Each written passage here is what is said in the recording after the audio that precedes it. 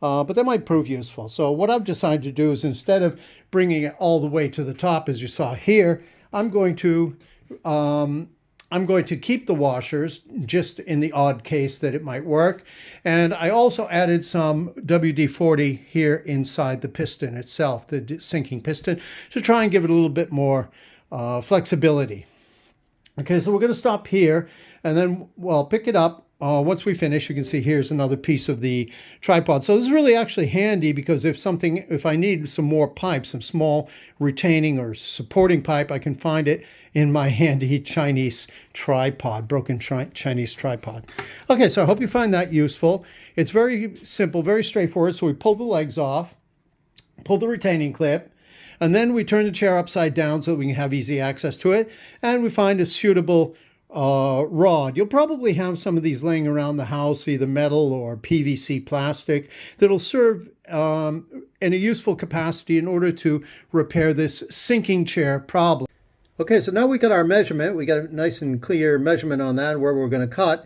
Hopefully the saw will hold out for this one last project and before I replace it. Okay, as you can notice here, hopefully, if my camera will focus properly, it's not very even. So what I'm going to do is I'm going to take a metal file and I'm going to scrape that down and make sure it's nice and even to avoid any wobbling in the chair.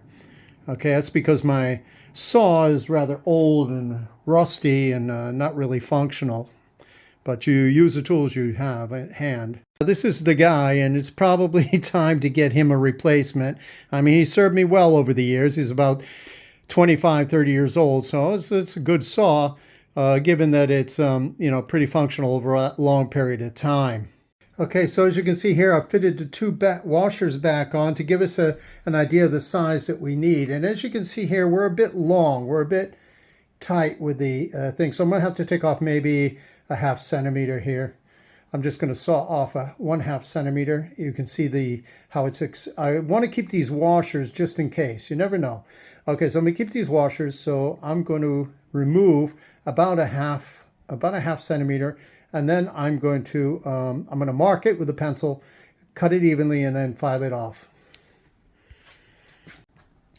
Okay, so I was having a bit of a tough time. That's more like 1 centimeter actually. But it's still short, so it was difficult to get a hold on it, grip on it. So what I did was I slipped it back into the plastic sleeve to give me enough grip. Okay, so a little tip for you.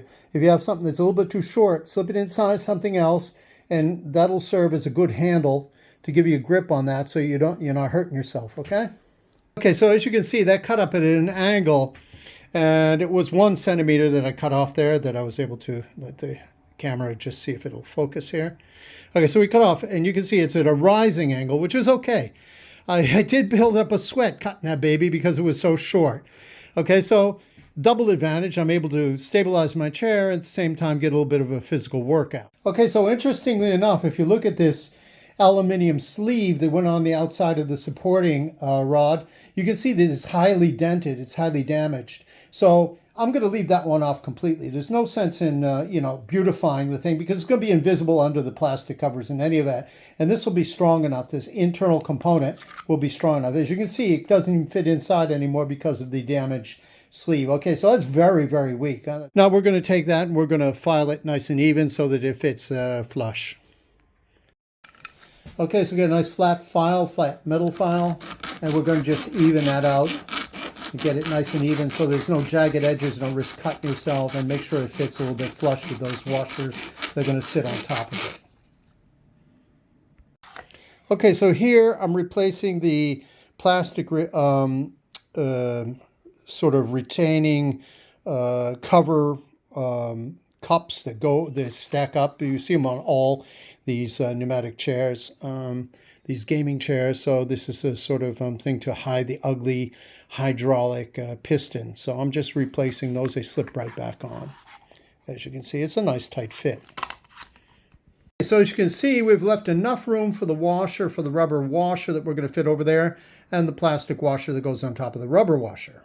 So we got the first component that slips in there. We got the second component that fits in there nice and neat, nice and tight fit, and that's going to support our weight because it's it's reinforced aluminum. So it's a little bit stronger than what we had, given that it's a core component of the previous tube from the tripod. Okay, so that's a nice fit there. I think we're going to reassemble everything and get it all together. Now, I know it's been a while since I've done any videos, and I hope you guys will excuse me. I'm not a regular contributor. What I do try to do is share my experiences with you when I find something useful and I think that might help you out, okay? So if you're suffering from that SCS, or that sagging chair syndrome, this is your cure. So here it is. We've put back on the clip. We've slid the clip back on there, and that baby's ready to go. It's ready to go. Now, remember, bear in mind, once you do this operation, your chair is going to be stuck in the upright position. It'll be stuck in the highest position, okay? There's no going down, no going up. Of course, that, for some that may be inconvenient, but for myself, not being a giant, that's absolutely perfect for me. I don't need it to go up and down. What I don't need is for it to be sliding up and down all the time when I'm trying to work. All of a sudden, I find myself almost on the floor.